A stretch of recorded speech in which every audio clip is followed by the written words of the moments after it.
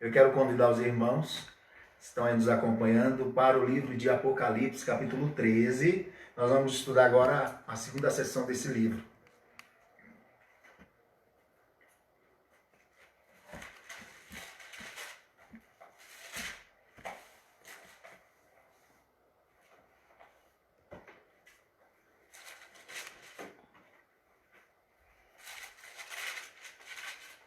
Apocalipse capítulo 13, nós faremos a leitura agora do versículo 11, a partir do versículo 11 ao versículo 18. E aí esse será a nossa segunda perícope, né? O segundo texto que estaremos meditando aqui. A segunda parte do capítulo 13, que vai falar sobre a besta que emerge da terra. Primeiro texto que nós lemos, né, estudamos semana passada, mostrava e falava acerca da besta que subiu do mar.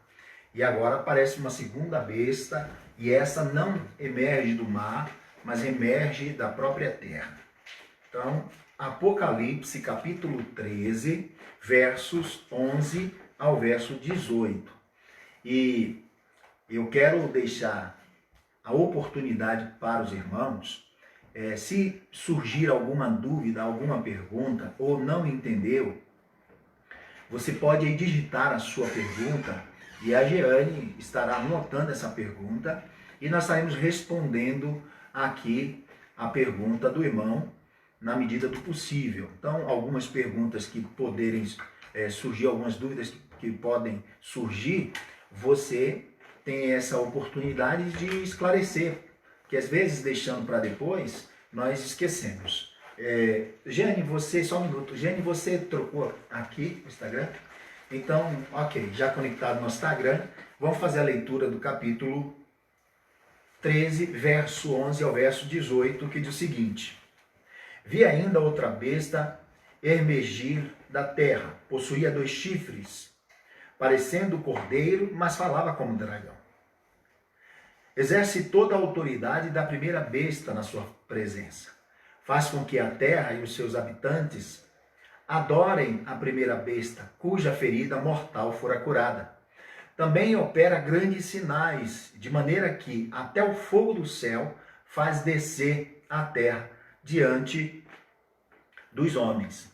Seduz os que habitam sobre a terra por causa dos sinais que lhe foi dado executar diante da besta, dizendo aos que habitam sobre a terra que façam uma imagem à besta, aquela que ferida a espada sobreviveu, e lhe foi dada a comunicar fôlego à imagem da besta, para que não só a imagem falasse, como ainda fizesse morrer quantos não adorassem a imagem da besta. Todos os pequenos e os grandes, os ricos e os pobres, os livres, os escravos, faz que lhe seja dada certa marca sobre a mão direita ou sobre a fronte, para que ninguém possa comprar ou vender, senão aquele que tem a marca, o nome da besta ou o número do seu nome.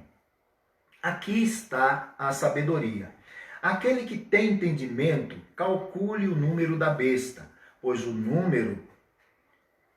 é o número de homem. Ora, esse número é 666. Que o Senhor Deus assim nos ajude, nos abençoe, abra o nosso entendimento, sobretudo nos ilumine, nos traga a compreensão da sua palavra e que o Espírito de Deus possa aplicar essa palavra diante de nós, dentro de cada um de nós. Primeiro, queridos, eu queria lembrá-los do primeiro texto, em que há algumas semelhanças que o reino das trevas tentam produzir, tentando trazer algo similar ao reino da luz, como o próprio Deus, a relação do Pai, do Filho e do Espírito Santo, algumas características, algumas coisas que Deus estabeleceu. Nós vimos tanto dos versículos 1 ao versículo 10, algumas características parecidas, tentando uma imitação grotesca da manifestação da glória de Deus. Então, as trevas, ela imita. E a gente viu isso aqui do versículo 1 ao versículo 2. Quem não acompanhou esse estudo, pode ir lá no Instagram da igreja, que está salvo, você vai achar e pode tirar as suas dúvidas lá. E aqui, queridos, o capítulo 13, o verso 12, vai mostrar agora, João tinha visto a primeira besta que recebe a autoridade do dragão, ela emerge do mar e ela tem a autoridade, e assim, de fazer com que o dragão seja adorado. Então, o primeiro ministério, a primeira besta tem um ministério e de influenciar o ser humano, a terra, para que o povo pudesse adorar e servi-lo. Mas uma primeira característica da besta que emerge do ar, como nós meditamos, traz a ideia de um poder político, representando um poder político. Essa segunda besta que emerge da terra, ela traz, isso é um consenso entre todos, ou a maioria de todos os estudiosos, teólogos, que essa segunda besta tem uma característica de representar o poder religioso. Então, unindo a ideia do poder político a serviço do dragão, que é o próprio Satanás, e a primeira besta vive em função e a serviço para que o dragão seja adorado. Essa segunda besta que emerge da terra, ela tem as mesmas características da primeira besta que emerge do mar. Porém, ela vai trazer mais influência no campo religioso, porque a sua função principal é seduzir os homens para que prestem culto agora à besta. Observa aqui, a primeira besta faz com que as pessoas prestem culto e adorem ao dragão. Porém, a segunda besta vai trabalhar para quê? Para que a primeira besta que emergiu do mar e que tem o poder do dragão, que foi lhe conferido o poder do dragão, a ser adorado. Então há também aqui uma imitação grotesca no sentido da missão do Pai, do Filho e do Espírito Santo, porque em todo tempo o Filho recebeu a autoridade do Pai, né? E esse Filho viveu na terra para que o Pai fosse glorificado.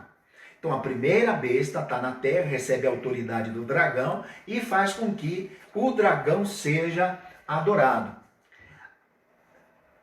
O Senhor Jesus, depois que foi assunto ao céu, subiu, foi elevado, está sentado à direita de Deus no trono e tem toda a autoridade, envia o Consolador, o Espírito Santo.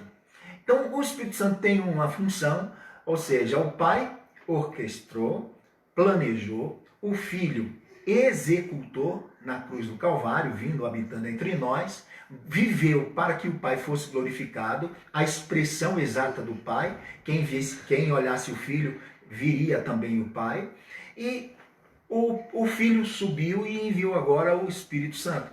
E a função do Espírito Santo é aplicar fé no coração de que Cristo é o Filho de Deus.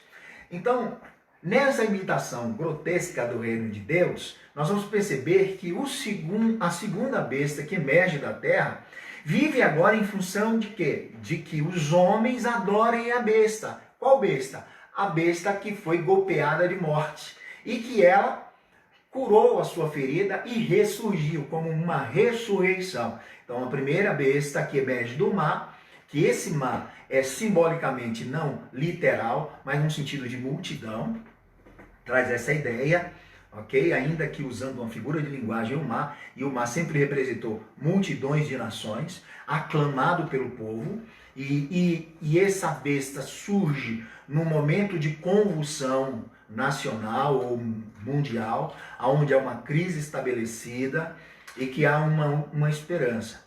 E há uma ideia de ressurreição. Os primeiros cristãos, dos primeiros séculos, atribuía que essa besta seria Nero. E há uma compreensão de que Nero, de fato, no ano 68, suicidou e ninguém encontrou o seu corpo, o seu túmulo. Conta-se dessa forma. Mas há uma expectativa judaica de que talvez surgisse um novo Nero, que seria essa besta, que foi golpeado e ressuscitou. Só que não tem nada a ver, porque o livro de João foi escrito no ano 90, aproximadamente no ano 90, e Nero morreu no ano 68. Mas o que esse texto mostra de similar, ao que tem assim, uma imitação, muito embora grotesca, falha, insuficiente e imperfeita, de que também mostra uma ferida mortal, assim como o Filho de Deus foi golpeado e ao terceiro dia ressuscitou, traz essa impressão da primeira besta que emerge do mar, que foi golpeado e ressuscita, a sua ferida mortal é curada e ressurge como uma ressurreição.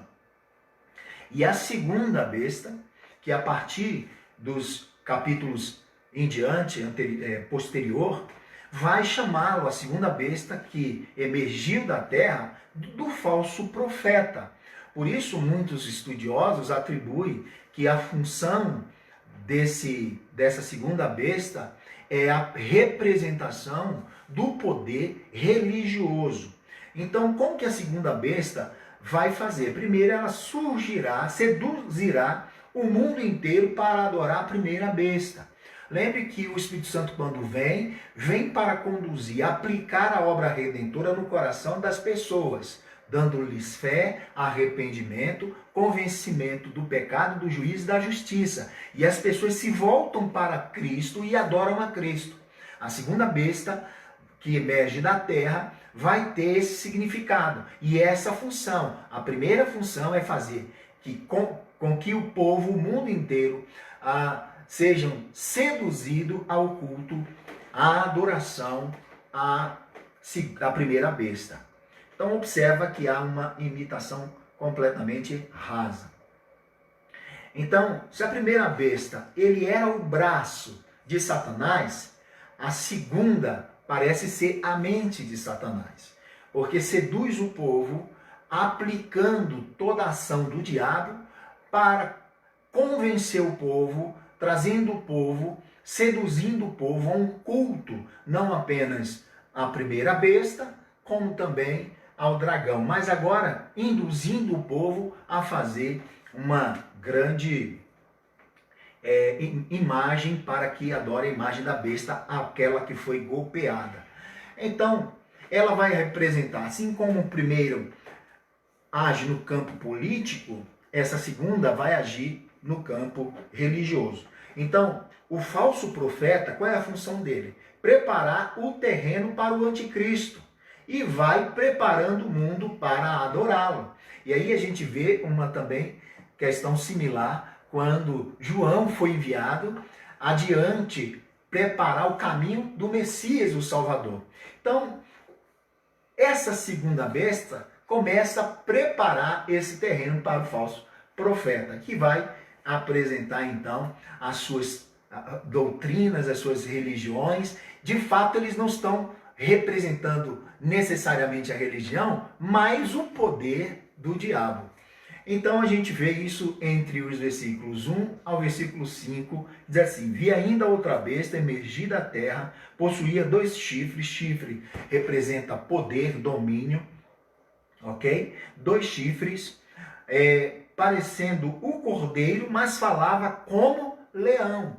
Então na aparência era o cordeiro, mas na sua fala não tinha nada a ver, era completamente contrária ou completamente oposta à imagem do cordeiro. É uma coisa que parece ser, mas não é. Ou seja, a ideia é de que vem seduzindo o povo, enganando o povo como um cordeiro, mas no final, no período determinado, ela vai manifestar a sua verdadeira natureza, quem de fato é. E isso sempre está implícito como representação do mal. Isso a gente vê na ideia do joio e do trigo, né? Que há uma aparência, mas a natureza é por si só má, é por si só maligna. Então, embora tenha um aspecto de cordeiro, que é esse aspecto de cordeiro que seduz, mas na realidade a sua essência é de dragão, a voz é de dragão, a sua comunicação é de dragão, ou as suas fábulas, as suas doutrinas, os seus conceitos, os seus ensinamentos produz de Satanás.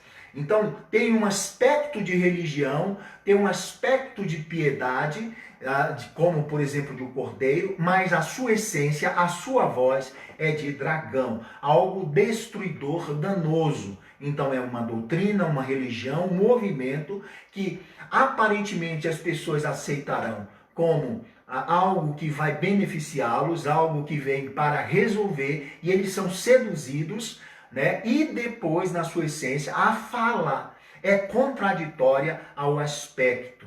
Então, nós vamos ver isso, ok? Então, o texto vai nos mostrar isso. Parecendo cordeiro, mas falava como dragão. Exerce toda a autoridade da primeira besta na sua presença.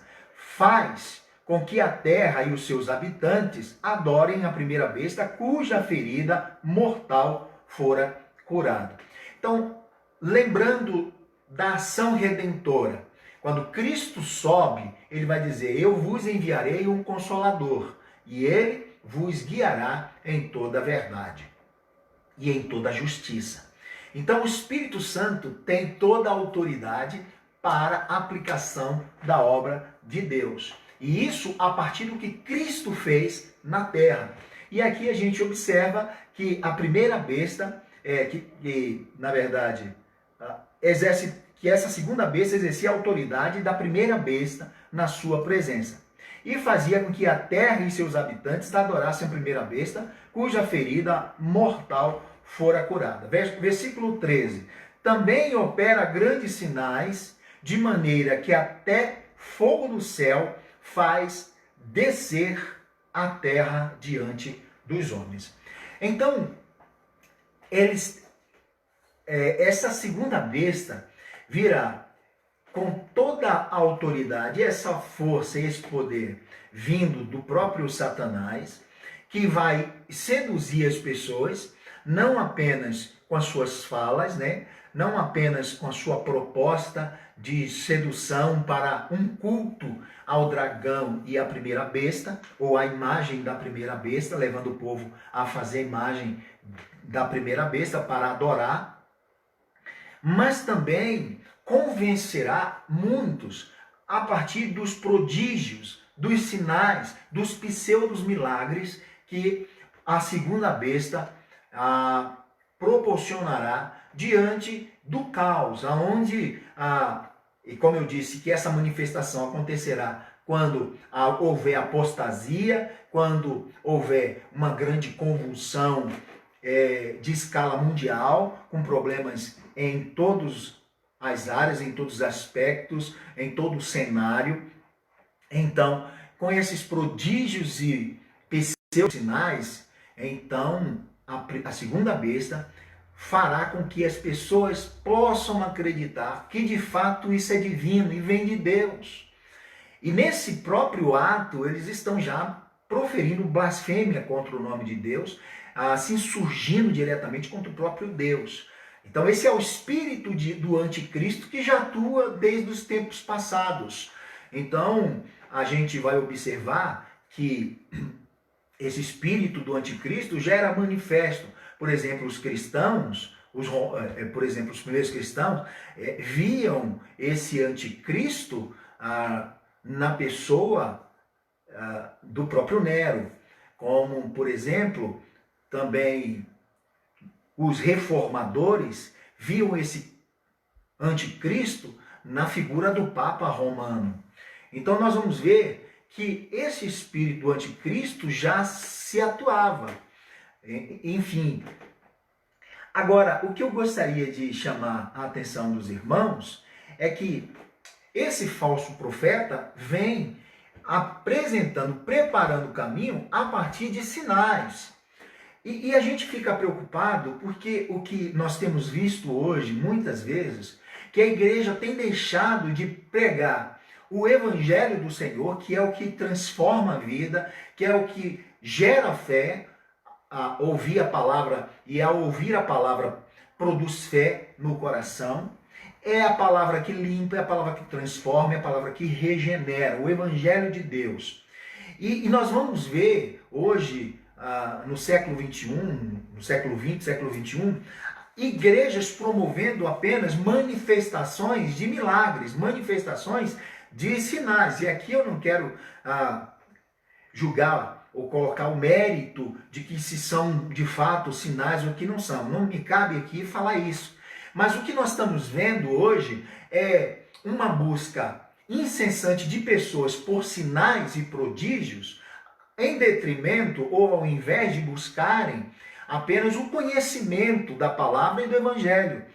E muitas igrejas que estão deixando, porque estão atendendo às urgências da população, que na verdade eles necessitam do evangelho, mas buscam apenas sinais e prodígios. Muitas igrejas estão deixando de pregar o evangelho para apresentar sinais e prodígios. E eu quero dizer para você, que está me ouvindo, para todos que estão ouvindo, que que sinais e prodígios, eles não transformam vida. Embora sejam interessantes, porque quando Cristo veio, Cristo operou grandes sinais e prodígios, e as pessoas creram que Cristo era de fato o Filho de Deus, mas nem todas as pessoas viram. Mas o que leva a pessoa para o céu não é se ela é usada para fazer sinais ou prodígio. O que identifica uma igreja genuína não tem nada a ver com sinais e prodígios, com pseudos milagres.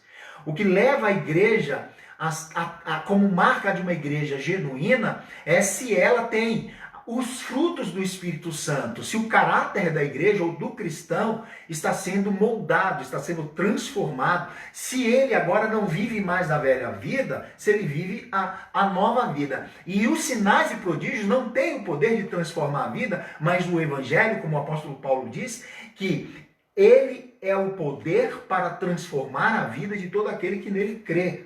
Então a essência do verdadeiro cristianismo não está nos sinais.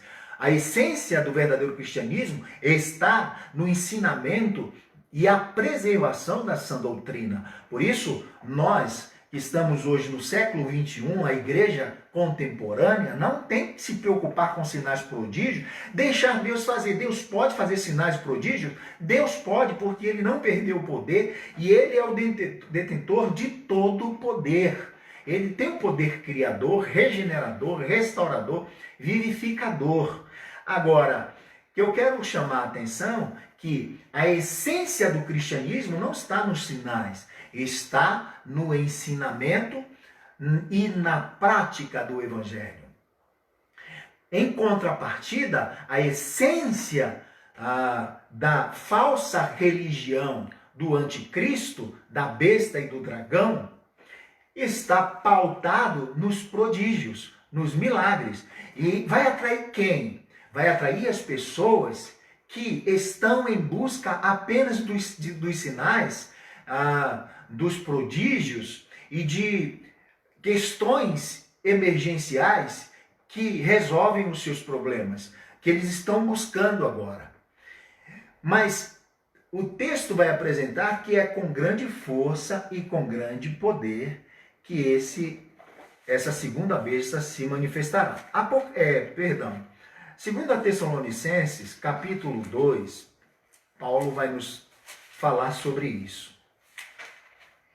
2 Tessalonicenses, capítulo 2,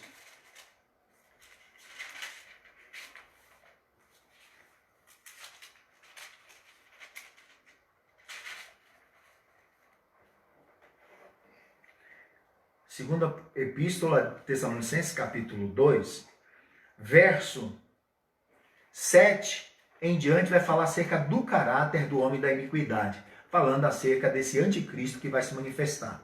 Então, Paulo já está preparando a igreja desde aquele tempo.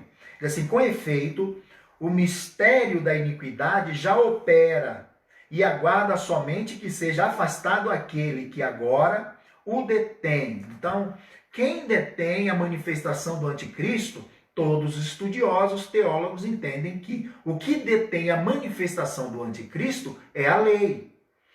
Então, quando vai manifestar o anticristo, sugere, baseado nisso, que o anticristo vai se manifestar não apenas numa convulsão, num cenário de convulsão nacional, mundial, em crises, mas também quando o amor de muitos esfriar e que muitos apostatarem da fé. O que significa apostatar? Desviar-se da fé. Vão esfriar.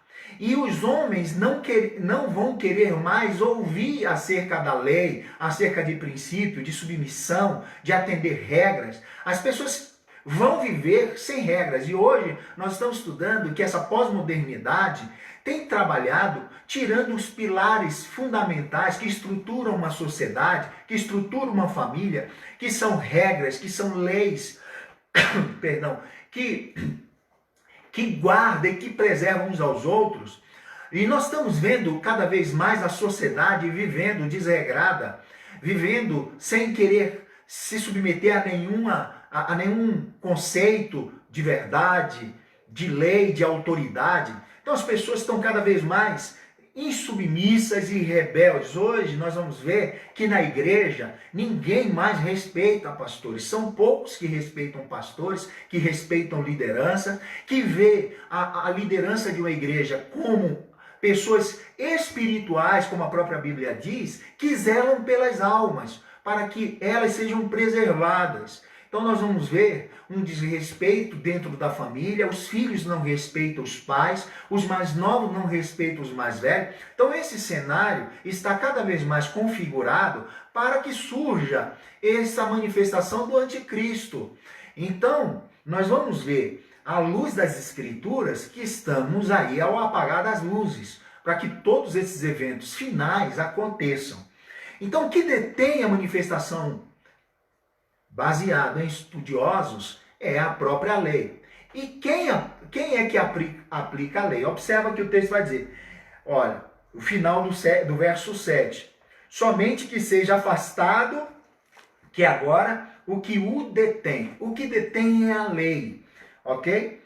E quem põe afastado é aquele quem instituiu a lei. Por isso, quando isso for tirado, então será num período de completa desordem que entra em cena o anticristo. Aí então, verso 8, Paulo vai dizer, então será de fato revelado o iníquo, a quem o Senhor Jesus matará com o sopro da sua boca e o destruirá pela manifestação da sua vinda. Ora, o aparecimento do iníquo é segundo a eficácia de Satanás. Então observa que esse poder que nós estamos vendo aqui, que ele vai manifestar, no verso 3 em diante, que nós lemos de Apocalipse, capítulo 13, verso 13 em diante, nós vamos ver que ele vai operar com grande poder e até a fazer com que caia fogo do céu. Mas não é um fogo que vai matar pessoa, um fogo que traz, mas um fogo que vai trazer uma pseudo-evidência de que é algo divino. Então as pessoas irão cegamente adorar, criarão a imagem da besta e adorarão a besta. Então, esse homem da iniquidade vai se manifestar na eficácia de Satanás.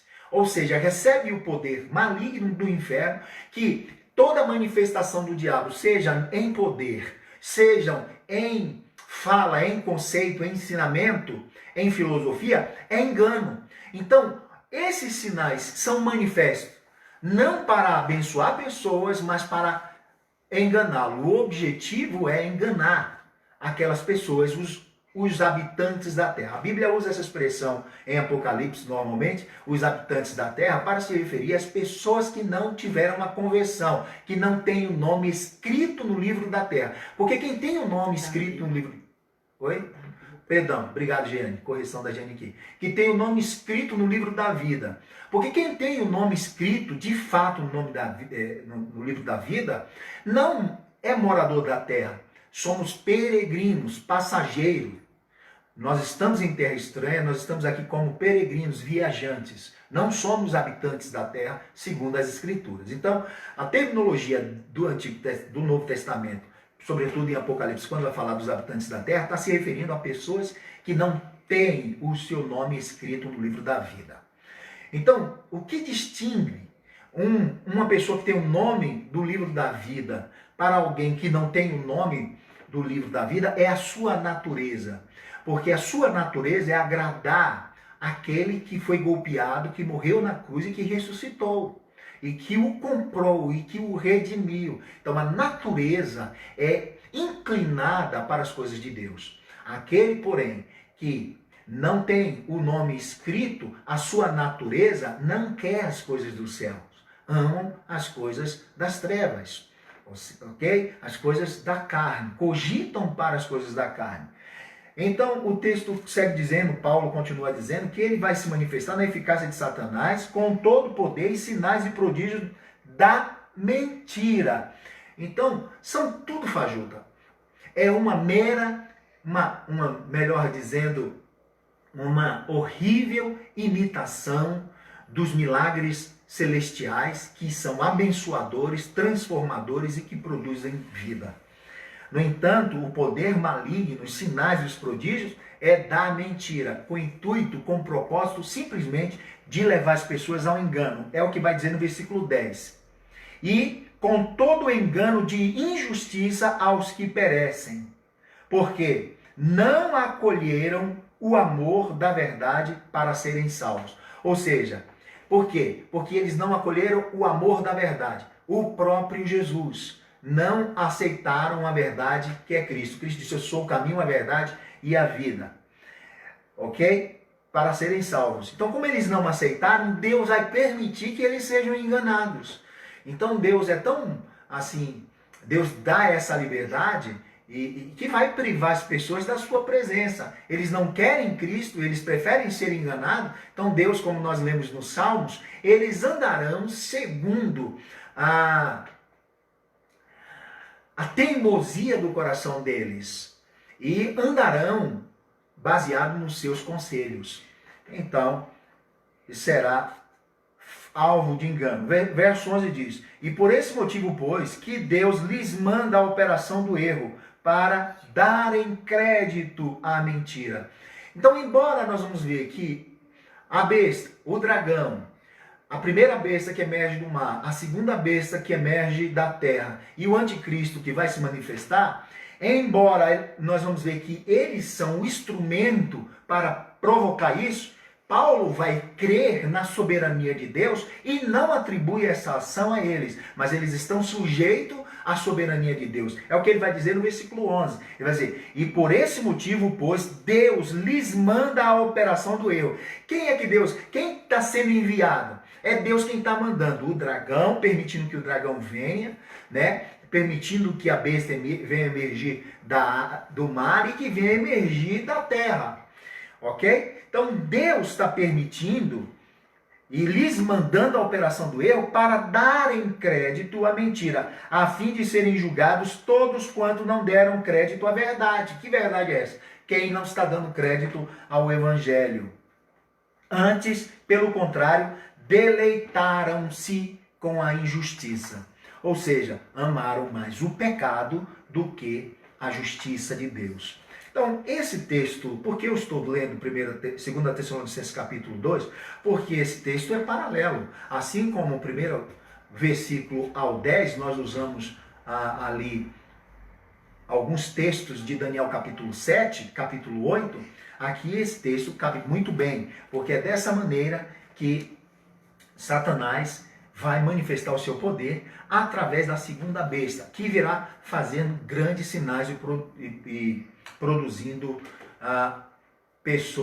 milagres, derramando fogo do céu, e muitas pessoas, uma operação do engano, que Paulo vai dizer, a operação do erro por parte de Deus. Deus está permitindo, porque eles não deram ouvido à verdade. Então eles vão crer, e por causa disso eles serão julgados, porque não amaram a justiça, mas amaram o pecado. Então Deus entregou ao seu próprio coração. Então o que acontece diante disso?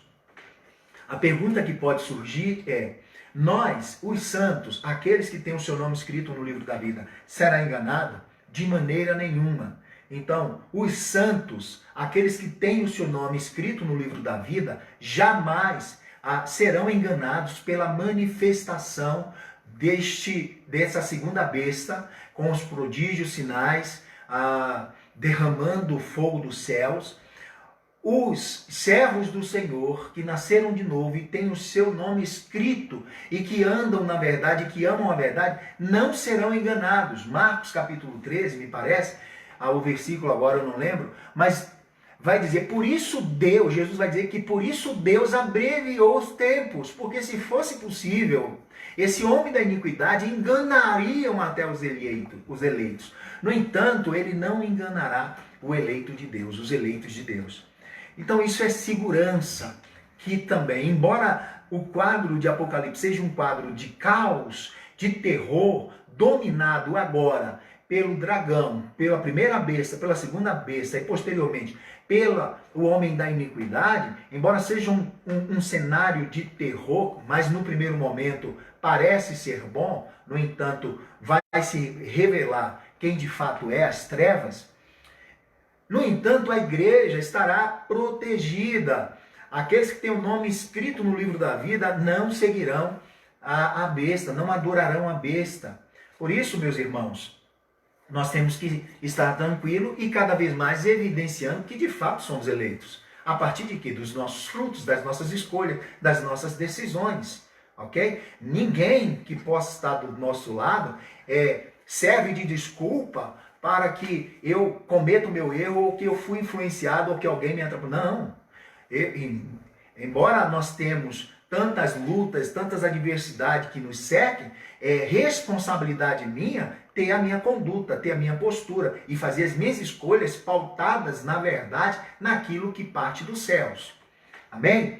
Então, a gente vai observar que essa segunda besta vai, com sua manifestação, conduzir o povo a querer adorar a primeira besta e o dragão. Versículo 14 diz, seduz os que habitam sobre a terra. Então essa expressão, não são todos, mas essa é uma expressão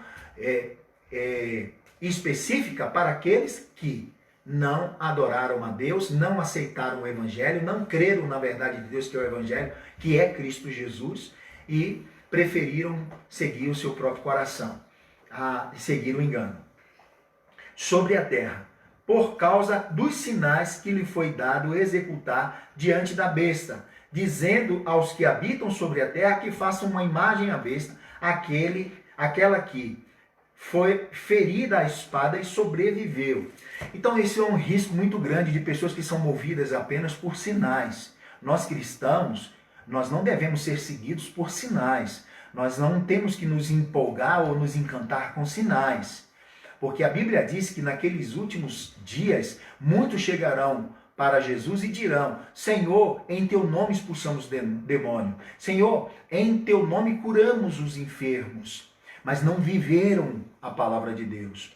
Então, nós vamos perceber que Jesus vai dizer a essas pessoas, afastai-vos de mim, maldito, para o fogo eterno, vós que eu não conheço, vós que praticais a iniquidade.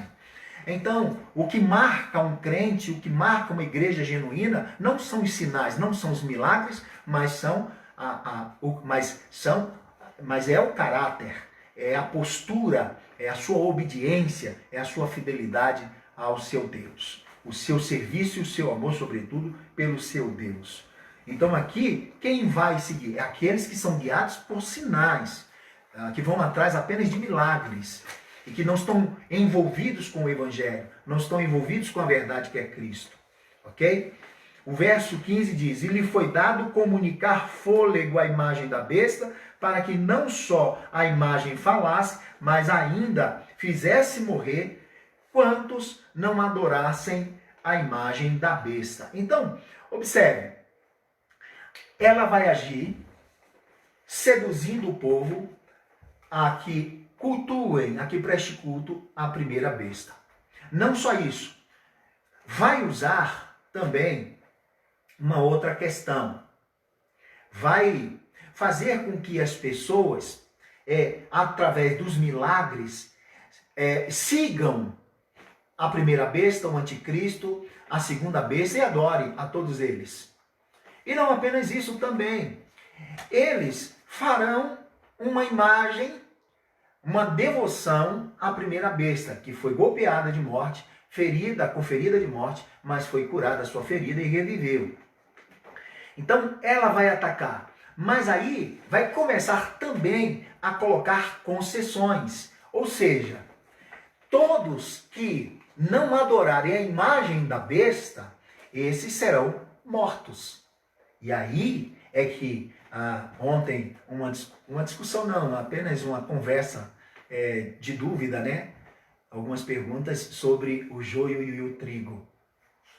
É nesse cenário, então, que quem é de fato trigo vai permanecer, porque o seu fruto é evidente, a sua postura é evidente, a sua natureza é outra. E o joio, aqui, o joio jamais vai querer a morte para seguir ou adorar o Senhor. O joio, entretanto, vai abdicar. Aqueles que seguem apenas por conveniência, mas quando o evangelho aperta, pula, esse, na hora que for apertar mesmo, porque o arroz final é o maior de todos, eles vão pular. Porque então será posto a grandes concessões. Não comprará nada, ok? Não fará nenhum tipo de comercialização ou negócio, ou terá privilégio, ou serão beneficiados. Quando João usa essa linguagem, os irmãos da primeira igreja, do primeiro século, entendem, porque era assim.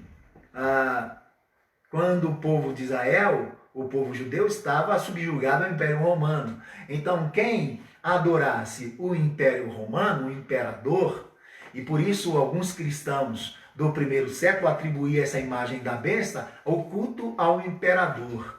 Mas teólogos modernos vão entendendo que também aqui há uma ideia escatológica, uma imagem escatológica, que surgirá, não apenas que surgiu, mas também que surgirá. Porque no primeiro século, aqueles cristãos que não adoravam ou que não cultuavam a imagem do imperador, eles tinham concessões e eles não tinham privilégio. No entanto, os outros que tinham privilégios, que adoravam, eles tinham seus privilégios, sobretudo a redução de impostos ou retirada de impostos e coisas parecidas. Então já sofriam, e isso vem acontecendo. Só que agora em Apocalipse, num estágio muito mais extremo, muito mais forte, a ponto final, com a própria manifestação do dragão, da primeira besta, da segunda besta e do homem da iniquidade, que é o anticristo. Então haverá uma grande privação.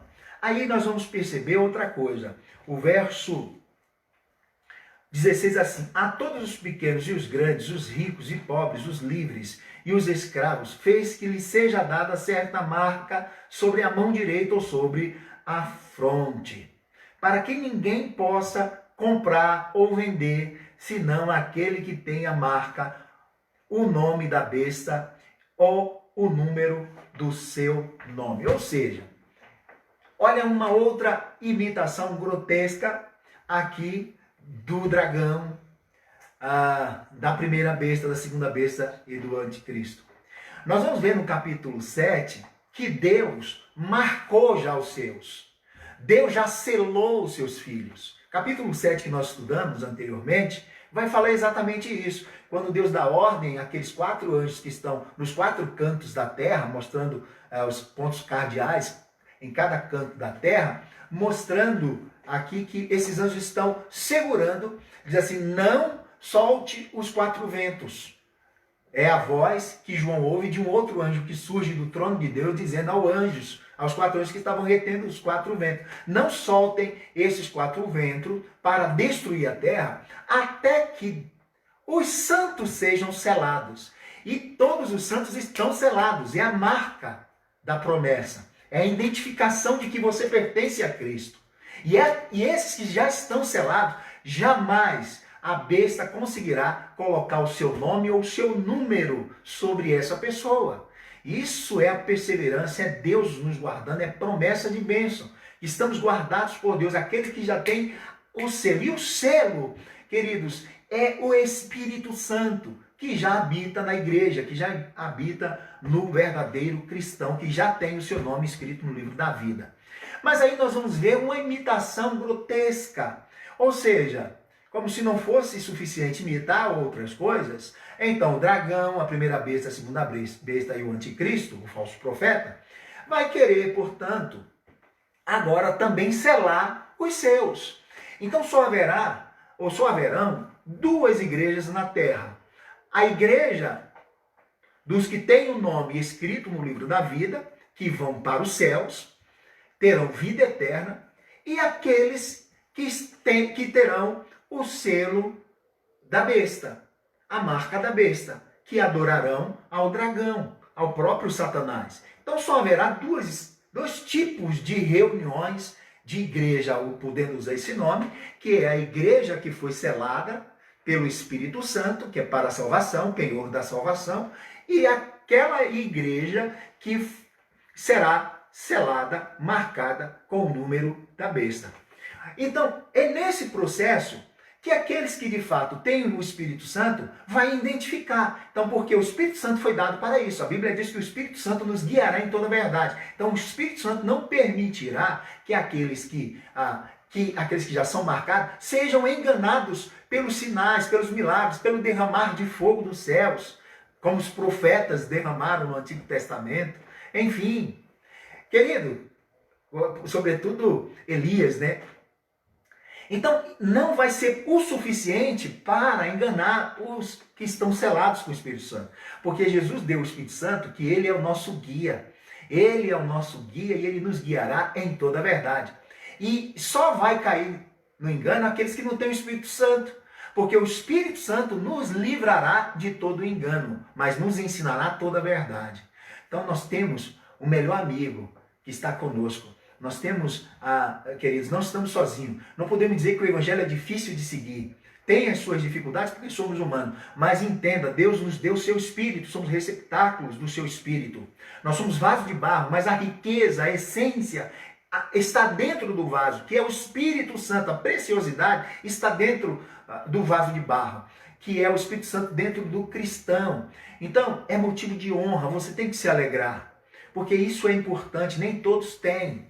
E aí, queridos, é nesse contexto que os outros serão enganados, porque não tem o Espírito Santo para trazer discernimento, elucidação da verdade, esclarecimento da verdade, conduzir convencimento da justiça, do erro. Porque quando aquele que tem o Espírito Santo comete um erro, ele sabe que está errado e ele tem que mudar. Não está dizendo que não comete erro. Comete erro, mas não é esporádico, não é hábito, não é costume, não tem que fazer parte do seu caráter. Porque a partir do momento que o pecado se torna um hábito na minha vida, isso já significa que é o meu caráter. O hábito determina o caráter, não coisas esporádicas.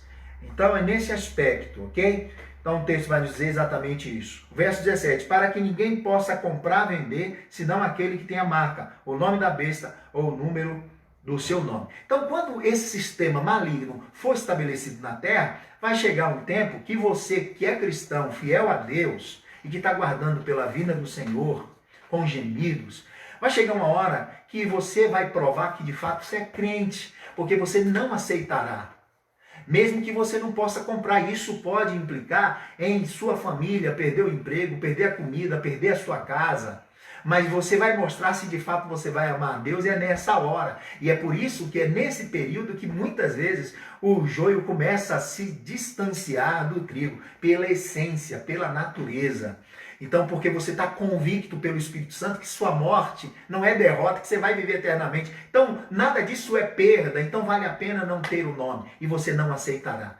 Em contrapartida, aqueles que estão no oba-oba, aqueles que não estão firmados, esse vai fugir. Aqueles que estão por conveniência, que representam muitas vezes o joio, dos que estão dentro da igreja, mas tem muitos que não estão dentro da igreja também, que vão cair fora e não vai passar por essa concessão, vai permitir que seja marcado pela besta. Mas guarde bem isso, ok?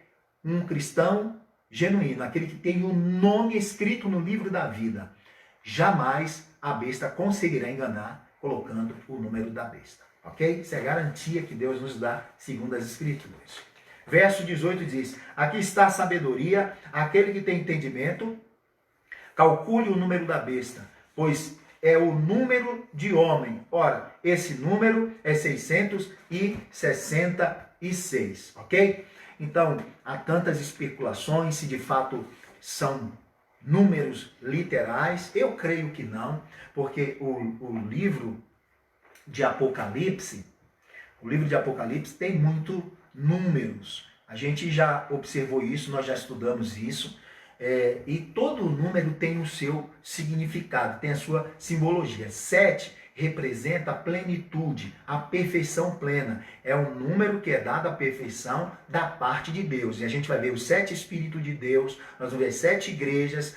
Por que 7 igrejas? Só haviam 7 igrejas? Não, existiam outras igrejas no período dessa carta às igrejas da Ásia. Existiam outras igrejas na Ásia. Por que 7? Porque 7 era a representação de todas as igrejas. Então não era porque só tinha 7. Então o número 7 não é que ele é literal, ele tem uma representação. Então o número 7 tem esse significado de plenitude e perfeição. O número 6 é um número imperfeito e é um número de homem. Então na Bíblia o número 6 representa um número de homem, é um número dado a homem, e é um número imperfeito e é um número incompleto, um número de fracasso. Então observa aqui o que o texto vai dizer. Ele não vai falar o nome, mas ele vai dizer o seguinte, o verso 18. Aqui está a sabedoria. Aquele que tem entendimento, calcule o número da besta.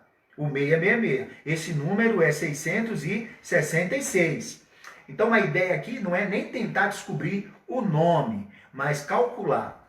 Agora, um fato interessante é que João, ele dá o número da besta de maneira simbólica, 666, usando um esquema que era conhecido no mundo antigo como gematria. O que é isso? Nem a língua grega e nem a língua hebraica tinham um sistema numérico. Então, como que eles faziam? Então, como eles não tinham um sistema numérico, nem o grego e nem o hebraico, então eles pegavam o alfabeto e numeravam cada letra do alfabeto com um número. Por exemplo, A era número 1, B número 2, C número 3. Então, por não ter um sistema numérico, então ele usava esse esquema que eu falei aqui, gematria, que é fazer o quê? Que é dar a cada letra um número. Então a letra do alfabeto, tanto grego quanto hebraico, tem a sua representação numérica. E assim o nome podia ser transliterado no número correspondente. Então quando você queria falar o nome de alguém, você podia dizer, por exemplo, vamos pegar aqui o nome... pensar no nome aqui, Ana. Não, vai ser... Vamos pensar um nome aqui. Rapidamente, só para eu... Você quer um nome fácil? Um nome fácil. Maria. Beto. Vamos colocar Beto. Vamos colocar Beto. Bahia, nome de gente. Beto, vamos colocar Beto. Então, o que significa Beto? No número. Então, A, B. B era 2. A, B, C, D, E. 25. Então, B, 2, E, 5. 25. T. Aí, isso aí vai lá. Mas vocês entenderam. Então, quando você queria colocar o nome de alguém em forma de número, você colocava. Então, é isso que o texto está dizendo. É isso que João está dando. João está dando o número aqui da besta de uma forma simbólica, usando esse esquema que eu falei, que era conhecido no mundo antigo, que é chamado de gematria. Isso porque o alfabeto grego e também hebraico, eles não tinham esse sistema numérico. Tanto a língua grega quanto a língua não alfabeto, a língua grega como a língua hebraica. E é isso que ele está dizendo. Então, este número, essencialmente é 6, é o número que é dado aos homens. Por isso João vai dizer, aqui está a sabedoria, aquele que tem entendimento, calcule o número da besta, pois é número de homem. Então, por isso que ele vai dar o número 6. 6, 6, 6. Observa que são 3. Nós temos os 7 Espíritos Santos, 7 olhos de Deus, e assim vai colocando, né? O número 7, que é um número que representa algo divino, perfeito e completo. Então, temos a Trindade, Pai, Filho e Espírito Santo. E aqui nós temos o fracasso, trino fracasso, 666. Fracasso, fracasso, fracasso. Ou seja, embora tenha toda a sua estrutura, sua elaboração, essa estrutura que vai gerar uma concessão para os cristãos que estiverem vivendo naquela época, ainda que pareça estruturado e forte na concepção dos homens, será destruído, porque no livro, na segunda carta que Paulo escreve aos Tessalônicos, nós vimos que o Senhor vai destruir o anticristo, o homem da iniquidade, com o sopro da sua boca. Olha a grandeza do poder do nosso Deus. Com apenas o sopro da sua boca, esmagará. Isso é que a Bíblia nos mostra. Então, o texto vai nos apresentar exatamente isso. Ele é completamente limitado. Que Deus nos abençoe, que o Senhor fale ao seu coração, tenha uma semana abençoada.